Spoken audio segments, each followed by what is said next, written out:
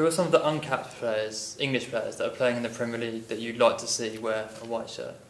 Well, I'd like to see more young English players playing in the Premier League per se. I've watched what's happened to Spurs this year, and you've suddenly seen 3 or 4 young English kids who are having a real impact, and they've all got themselves into the English squad. But we have got a problem. In the end, it's Roy's decision who he chooses, who he wants to see. I mean, it's quite interesting that he saw Ali before most people saw him. It's quite interesting that he had Vardy in the squad when everybody said it was Vardy. Vardy suddenly scores 12 or 14 goals. And that sort of leads me on to my next question. You've obviously made statements about foreign players playing in English football, which takes away the opportunity. What have you done since taking over to try and address this problem? Well, I've done a lot. Whether it's had any impact, God only knows.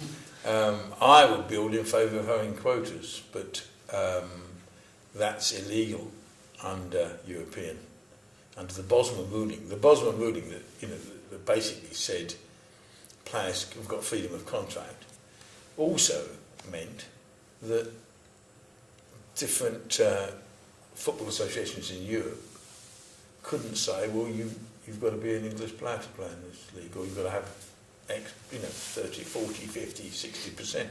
And what's happened here is we've gone from 70% English to 30% English in 20 years. I was involved originally in the establishment of the Premier League, and I don't think anyone envisaged that would happen.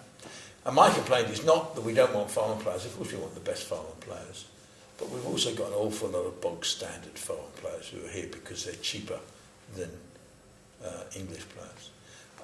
The other, I think, quite a tragedy of the position is that a lot of English, at the best academies, you go to Chelsea, you go to Manchester City, the best kids are going to the best academies where they get the most money and are least likely ever to get in the first team.